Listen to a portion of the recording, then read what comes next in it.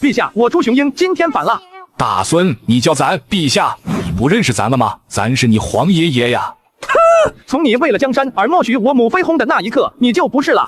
刹那间，文武百官脸色骤变。这是谈到先太子妃之死了，竟有朱元璋的默许。雄鹰，你在乱说什么？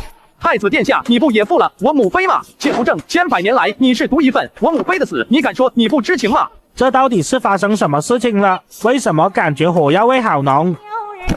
大舅舅、二舅舅、小舅舅，我母妃就是吕氏害死的，不是生了登基之后意外而死的。雄鹰，我是你母妃啊，你干嘛要污蔑我？母妃？我只有一个母妃，是开平王常遇春的嫡长女，不是一个元朝将臣之女。你凭什么自称我母妃？你是八抬大轿、三梳六礼、凤冠霞帔、十里红妆从东宫正门抬进来的吗？你给朱家的祖宗上过香、磕过头吗？你凭什么说是我母妃？你不配！舅老爷、舅舅们，外公不在了，你们要给母妃做主啊！母妃死得冤啊！朱雄英的话让吕氏的握紧拳头，指甲都嵌入肉里了，但是无可反驳，进门是妾就一辈子是妾，自己被扶正，只有一道圣旨而已。陛下，我现在以一个外甥的舅舅身份问你一件家事，我大妹子的死是不是吕氏害的？长茂，雄鹰死而复生，大喜的日子，不要谈这些不高兴的事情，有什么话过2天再说。皇奶奶，洪武7年，孙贵妃薨，即一生5子。陛下让诸皇子，包括太子这个大明嫡长子，在你这个中宫正妻还在的时候，给妾扶齐衰。那时候你可曾后悔？朱雄英这一句话，满朝文武十有7、8都用一种奇怪的眼神看向了朱元璋。这件事情，在场大多数都是经历过的。扶齐衰，也就是披麻戴孝1年。陛下，请你回答我，建军何在？护驾！常茂这个混球，那可是啥都敢干的。这家伙犯起混来，没人能拉得住。陛下，以家世身份来说，先太子妃是我的外甥女，我以一个舅舅的身份为我外甥女讨个公道。敢问陛下，我外甥女之死真的如我外甥孙所说吗？我染上天花也是吕氏的人干的，在巡游期间，他勾结外臣，安排染上天花的百姓接触了我，才导致我染上天花的。这话一出，马皇后脸色都变了。常氏的事情都过去了几年，马皇后就不说了，但是朱雄英的事情，马皇后必须要管。雄鹰，你说的是真的吗？母后，你要相信儿臣啊！闭嘴，本宫没有问你。把妾扶正，马皇后也是看不上的，只是因为这件事情牵扯到前朝的朝局，马皇后身为后宫中人，不好开口而已。皇奶奶，你说天花难道是有针对性吗？这一路上只有我染了天花，不奇怪吗？这话一出，满朝文武就算是傻子也明白了，天花这种东西怎么可能就针对一个人？这其中就是有猫腻啊！吕氏贱人，老子活批了你，害我妹子又害我外甥，给我拿命来！殿下救命！殿下救命啊！郑国公御前动刀，罪从刺王杀驾，要不得啊！常茂这家伙比他爹的胆子都大，主打的就是个生死看淡，不服就干。郑国公，两敬啊！陛下，我要杀吕氏，为我妹子报仇，你让不让？常茂，当年的事情尚未有定论，你不能仅听雄鹰一人之言就大闹，把刀放下，咱恕你无罪。姓吕的，什么证据不证据的，我不跟你扯那么多。你对天发誓，你没有害我妹子和我外甥，但凡一句有假，你此生死无全尸。吕家祖坟遭雷劈，吕家九族遭天谴，敢发否？常茂直接让吕氏发誓，古人本就重誓言，再加上现在这个场合，吕氏但凡敢发誓，必定载入史册。本宫为什么要发誓？凡事要讲证据。不敢发，老子就等你默认。老子今天送你下去，给我妹子赔罪。郑国公不得再靠近了。他娘的，老子看你们谁敢包庇律师这个混账！老子10万军中无敌手，100万军中能取上将人头。老子看你们谁敢拦我，都给老子滚开，否则我他娘的摘了你！都是经历过的。夫妻衰，也就是披麻戴孝1年。陛下，请你回答我，建军何在？护驾！常茂这个混球，那可是啥都敢干的。这家伙犯起混来，没人能拉得住。陛下，以家世身份来说，先太子妃是我的外甥女，我以一个舅舅的身份为我外甥女讨个公道。敢问陛下，我外甥女之死真的如我外甥孙所说吗？我染上天花也是吕氏的人干的，在巡游期间，他勾结外臣，安排染上天花的百姓接触了我，才导致我染上天花的。这话一出，马皇后脸色都变了。常氏的事情都过去了几年，马皇后就不说了，但是朱雄英的事情，马皇后必须要管。雄鹰，你说的是真的吗？母后，你要相信儿臣啊！闭嘴，本宫没有问你。把妾扶正，马皇后也是看不上的，只是因为这件事情牵扯到前朝的朝局，马皇后身为后宫中人，请开棺验尸。臣附议。臣相信臣的姐姐也不想死后原因不明不白。臣父，你们是在逼宫吗？臣不敢，只是作为一个舅舅，娘亲舅大，外甥女之死有疑，臣不得不管，否则对不起臣姐夫和姐姐的在天之灵，请陛下彻查。咱若不查，你准备眼看你的舅舅们御前动刀，罪犯谋反，然后被杀？不，如果你不查，我朱琼英自请除玉蝶。朱宗普不再姓朱，随我母妃姓，我不再认朱家人，我没有你们这样的家人。母妃的死我自己查。朱雄英的话无疑直接把朱元璋逼到了死角。作为朱家嫡长子所生的嫡长子，朱雄英这个嫡孙可谓备受宠爱，天生背后就有强有力支持，这一点是不假的。此事关系重大，这个事情也颇多，就让陛下和百官们早朝时商议再定吧。后宫不得干政啊，怎么能代替皇帝下决定呢？干政，皇后娘娘干政了吗？没有啊，这不是家事吗？家事咋能算干政？在大明朝，马皇后的懿旨比朱元璋的圣旨都好使。朱元璋调兵需要虎符和圣旨，马皇后调兵只要去刷个脸就行。皇奶奶，你一定要给母妃做主啊，也要给孙儿做主啊！皇奶奶一定给你做主。孙儿相信皇奶奶。前朝的事情，本宫就不掺和了。吕氏，你跟本宫到坤宁宫来。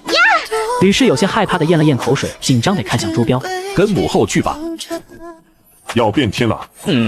二哥，咱们要不要去见见大哲？你想干什么？身为藩老，私下结交权臣吗？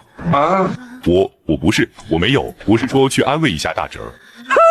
得了吧，大侄现在情况特殊，事情没扯明白之前，还是别卷进去了。咱们等3天后再离京吧，看看明天早朝的情况再说。明天大侄进宫再去见他。这些事儿啊，复杂的很啊。众所周知，老二和老三是穿一条裤子的。舅舅，目前杀不了吕氏，咱们先去灭了吕家满门吧。我去提刀牵马怎么样？不行，看陛下怎么处理这事再说。陛下不处理，咱们再处理，不然越权有麻烦。咋了，舅舅？你怕了？咱们有丹书铁券，不谋反就免死。灭吕家满门又不是谋反，大不了废为庶人。咱们继续立山头大捷去。你傻呀！不到万不得已的时候，不能这么办，动点脑子行不行？不过你说到打劫这事，我觉得咱头疼啊。这事儿你给咱出个主意吧。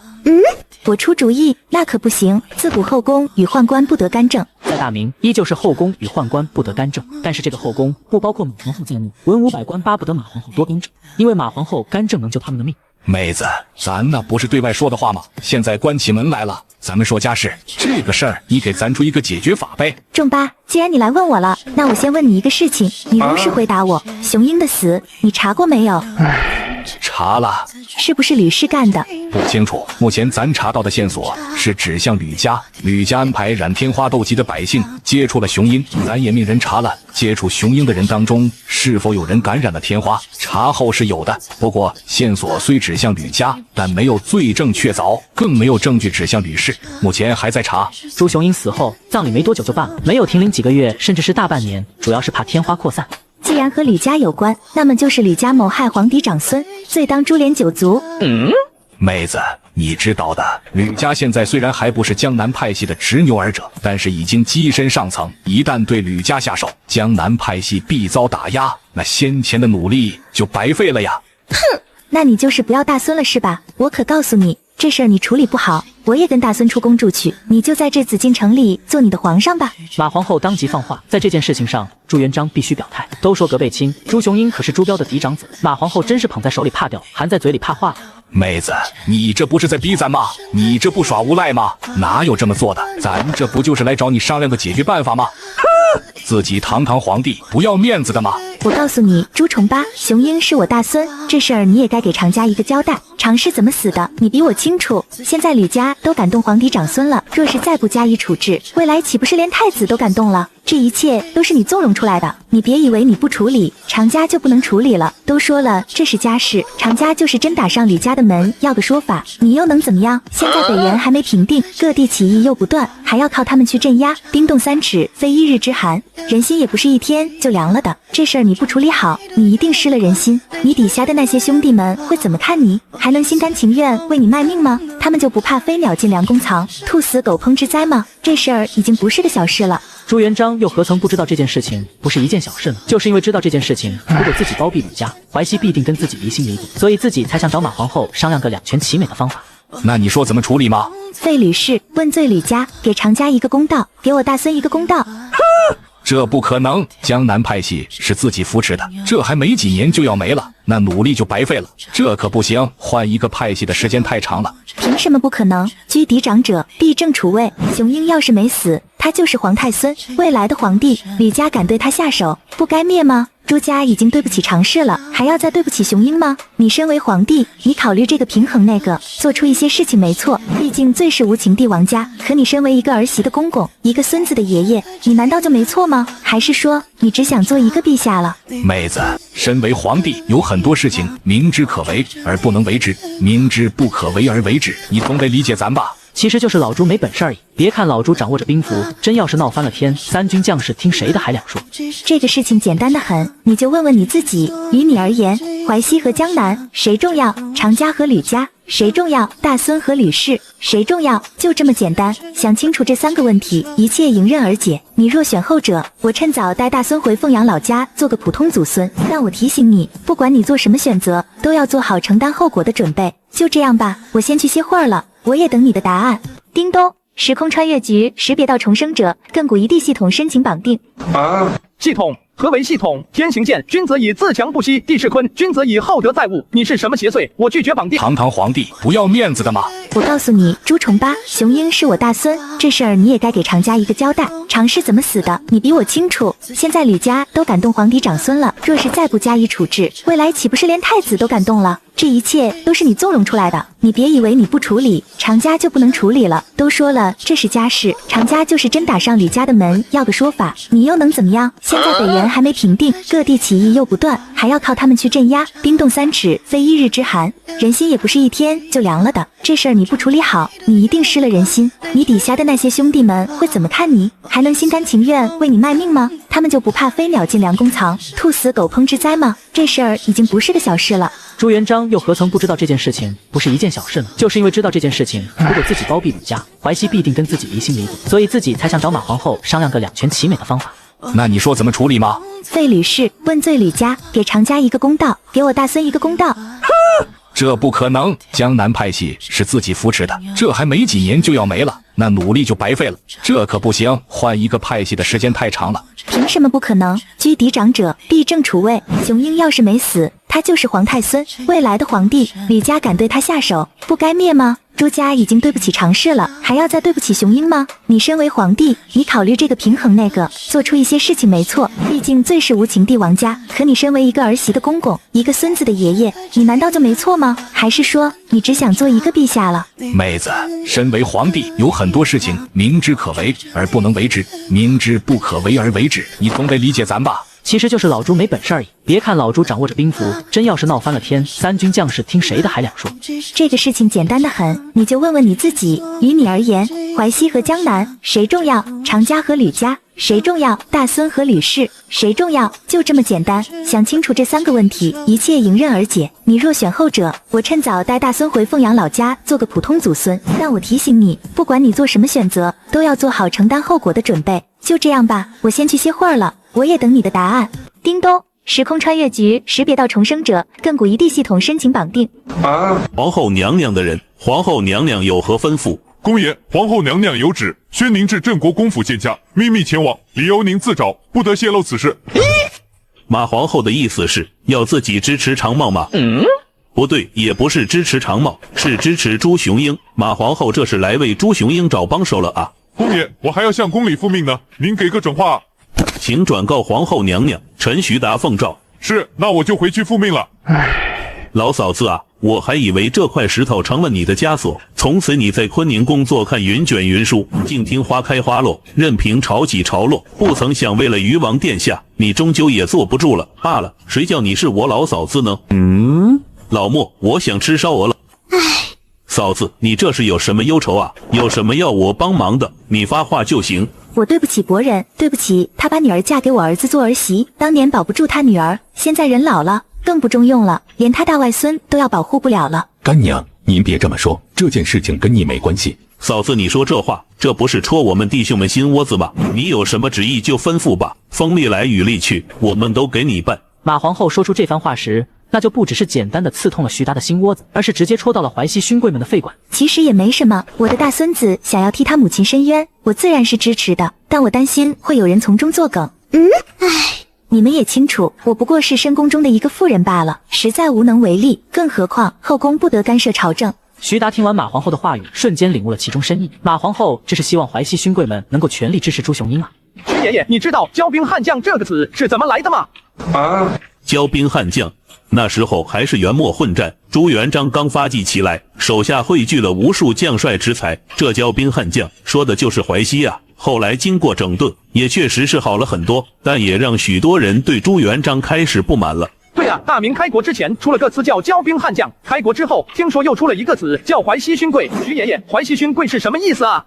朱元璋始终忌惮淮西，但又要用淮西，外患若平，鸟尽弓藏，兔死狗烹。淮西勋贵终究是皇权最大的阻，因为淮西勋贵能够抗衡皇权。嫂子，我知道怎么做了，待会儿就去通知汤和跟傅有德他们。彪儿啊，常事的事情该找个替罪羊了，屡试不能动。父皇，这件事情难办，当年的事情你是最清楚的，现在儿臣也不知道怎么办了。这件事情是朱元璋拿的主意，恶人是朱元璋来当了。朱元璋所做的一切都是在为朱标铺路。毛相，咱要你查的事情有进展了没有？陛下，证据全部都指向了吕家，但是没有指向幕后主使。若是现在定罪，吕家推个替罪羊出来，把事情全认了，也就过去了。这件事情他们做得太干净了。是啊，这件事情也是抄家灭族的大罪，哪敢做得不干净呢？去把太子妃身边的贴身侍女秘密押入诏狱吧，她的嘴里或许能吐出些什么。是，臣马上去安排。派人暗中保护余王吧。是。父皇，按照礼制是成年后封王就藩，就算封王，雄鹰也应该是郡王。眼下这追封的封号是不是该撤了？彪儿啊，咱们父子，我还以为这块石头成了你的枷锁，从此你在坤宁宫坐看云卷云舒，静听花开花落，任凭潮起潮落。不曾想为了余王殿下，你终究也坐不住了罢了。谁叫你是我老嫂子呢？老莫，我想吃烧鹅了。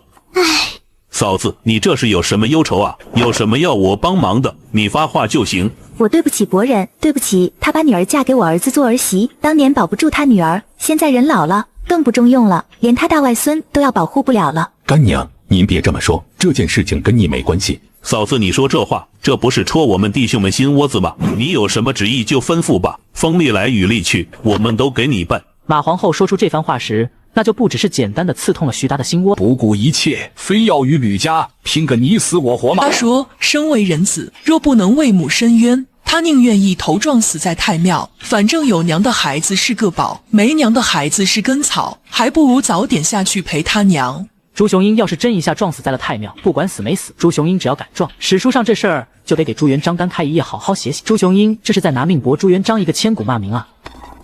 陛下，大事不好了，郑国公敲登文鼓了。敲登文鼓，常茂敲登文鼓，他有这脑子？是的，陛下，郑国公一手举着丹书铁券，一手敲着登文鼓，不停地喊冤。长生立着开平王的铠甲立在宫门口喊冤，还有永昌侯抱着开平王的牌位也坐在地上哭。他说如果不能为外甥女鸣冤昭雪，他就一头撞死在宫门口。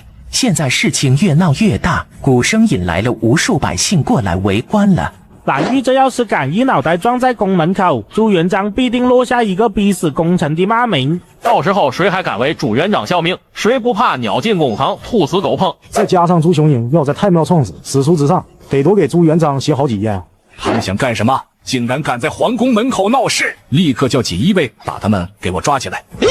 陛下，抓不得啊！这他妈的，嫂子只说要自己支持朱雄英，但没说他们玩这么大。他们玩这么大，我也不知道。是啊，陛下，这要是抓了，影响不是一般的恶劣啊！陛下必然要遭天下辱骂，传千古骂名。陛下三思。臣附议，请陛下三思。三思什么？难道就由着他们在宫门口吗？身为朝廷公侯，一点脸都不要了吗？脸是什么？我爹当年也没教，而且当年算命的早说了，我们三兄弟无心缺德。脸能当饭吃吗？我都是跟我姐夫当过土匪的人了，你还指望道德绑架我？我看起来是要脸的人吗？只要我没有道德，你就别想道德绑架我。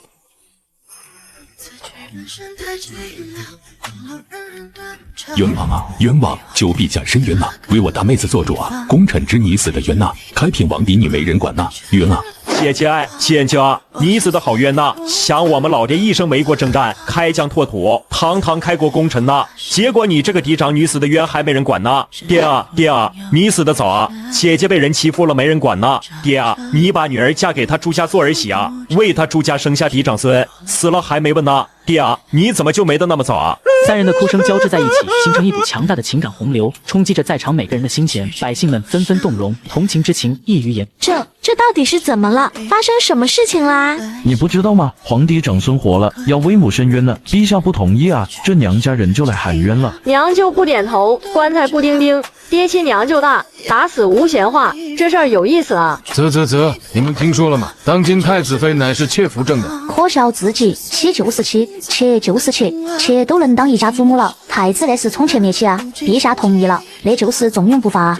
百姓们你一言我一语的议论着这件事儿。蓝玉一大把年纪了，也是直接坐在了棺材上，抱着开平王常遇春的牌位，哭得稀里哗啦的。太子，你说现在怎么办？父皇，儿臣以为现在当赶紧去太庙。若是雄鹰京的列祖列宗的安宁，或者是诸位配享太庙功臣的英灵，就不好了。朱标这就是在提醒朱元璋，先别管蓝玉他们，先赶紧去把朱雄鹰拦下来吧。对，立刻摆驾太庙。坤宁宫内，这消息也是传了过来。马皇后一直让人关注前朝情况，有消息随时汇报。摆驾太庙，不用准备仪仗了，带上几个人去就行了。娘娘，那郑国公那边，先去太庙，那几个老爷们不至于被欺负了。我大孙子还小，去晚了得受欺负。是。舅舅，万一外甥出的这招不好使咋办？能不能反了他娘的？知道杨玉环不？知道啊，听说还挺漂亮的，咋了？那个唐朝叫李什么基的皇帝，在马嵬坡赐死杨玉环，就是手底下的人闹兵谏的。陛下要是不赐死吕氏，灭了吕家，咱们也兵谏，文死谏，武兵谏。就是要反了他是吧？反个屁！咱们是忠臣，反了他不是打皇后娘娘的脸吗？咱们这是谏言。兵谏，兵谏。孺子可教也。舅舅，你他娘的还真是个人才。行了，别他娘的闭了，赶紧哭去吧。宫里现在还没来人呢，肯定是动静闹得还不够大。太爷爷、太太爷爷、太爷爷、太太爷爷，你们要给雄鹰做主啊！你们也知道，我母妃是朱家儿媳，是给你们上过香、磕过头的太子正妃。可是现在雄鹰有冤要告啊！还有各位叔叔伯伯们、侄孙儿，我要为我母妃喊冤呐！她是你们看着长大的侄女儿。臣的骂名。到时候谁还敢为主元长效命？谁不怕鸟进公堂，兔死狗烹？再加上朱雄鹰要在太庙撞死，史书之上得多给朱元璋写好几页。他们想干什么？竟然敢在皇宫门口闹事！立刻叫锦衣卫把他们给我抓起来！陛下，抓不得啊！这他妈的，嫂子只说要自己支持朱雄鹰，但没说他们玩这么大。他们玩这么大，我也不知道。是啊，陛下，这要是抓了，影响不是一般的恶劣啊！陛下必然要遭天下辱骂，传千古骂名。陛下三思。臣附议，请陛下三思。三思什么？难道就由着他们在宫门口吗？身为朝廷公侯，一点脸都不要了吗？脸是什么？我爹当年也没教，而且当年算命的早说了，我们三兄弟无心缺德。脸能当饭吃吗？我都是跟我姐夫当过土匪的人了，你还指望道德绑架我？我看起来是要脸的人吗？只要我没有道德，你就别想道德绑架我。